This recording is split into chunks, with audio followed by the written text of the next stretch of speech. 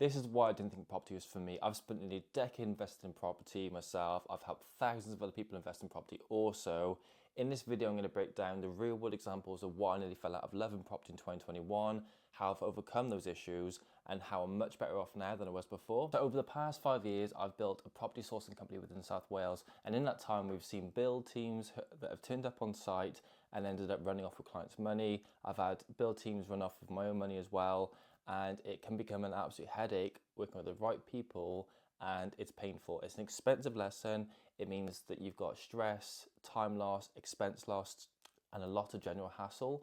And a lot of people want to get into property to make money from it and don't realize the actual burden and stress that can add to their life when they are working full time on top of having build issues. So that's one thing I learned recently. Having the right build team and having the right connections can really help big time, and having the wrong people at the start hurt a lot. Another thing I noticed very early at the start was the fact that I wanted to help people but didn't really know who to help. So a lot of people I was reaching out to and talking to were people who had capital there, but we didn't really know our systems and structure and how the business operated with good people, like good builders, for example, in order to help them more efficiently.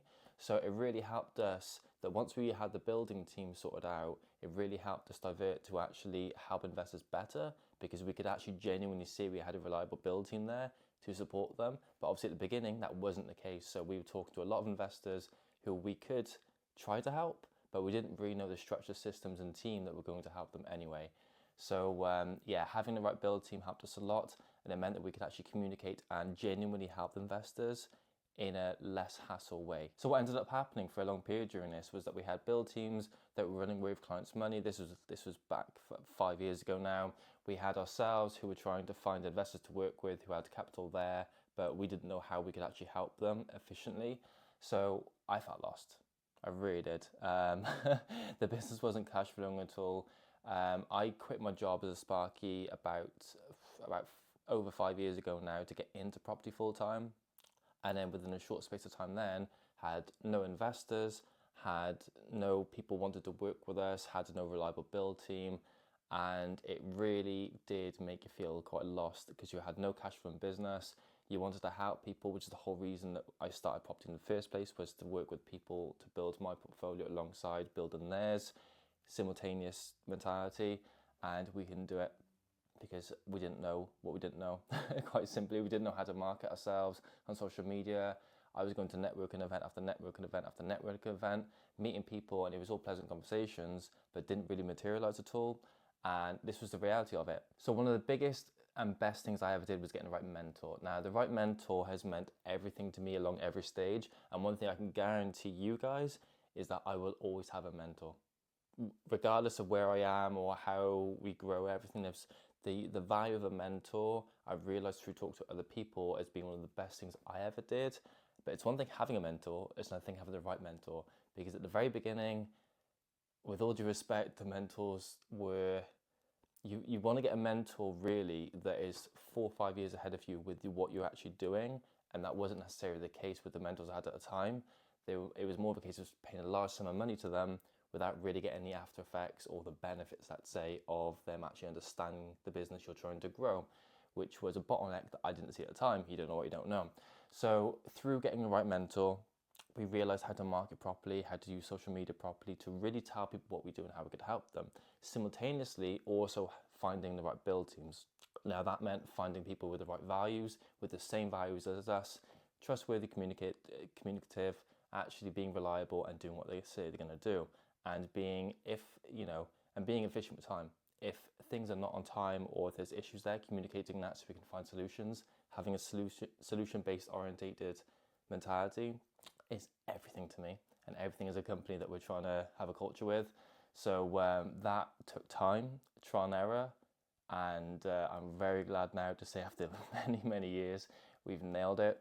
We've got 2 reliable build teams that we use consistently, and very, very proud of that, to be honest with you. And one of the biggest shifts that I've actually had in property is genuinely wanting to help people. It's genuinely having a mindset of not trying to sell them deals, not trying to just be like a source out there who's just looking for a quick buck.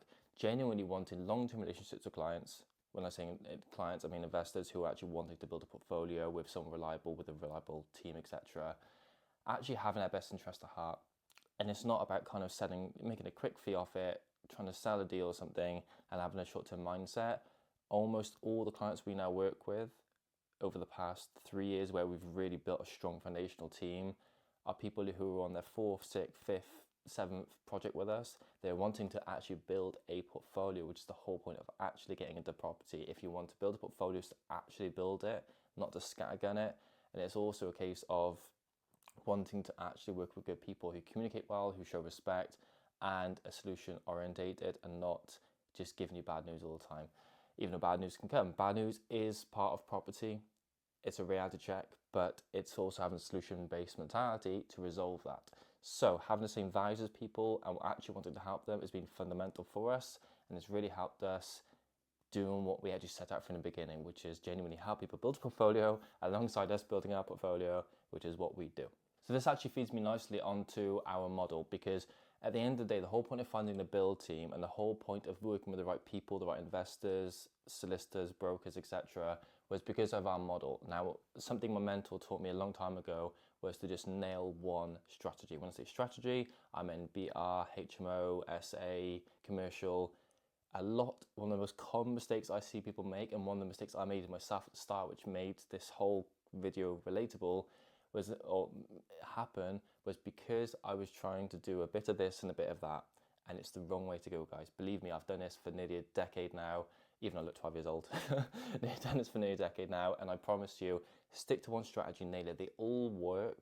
It just depends on doing one of them that works in the right area, the right location, with the right team, efficiently and effectively, and again, working with the right people who actually have the same values as you. Tick those boxes, and you should be on for a winner. So long as it's the right area with the right strategy, it should be on to a winner. One of the biggest mistakes I made and one of the biggest frustrations was trying to diversify too much or at all. It can work, but it maximizes headaches tenfold. So just a heads up, guys, that's one of my biggest advices for this video. And it also feeds me onto why I do buy-to-lets, because buy-to-lets are a low-risk, high-scale strategy.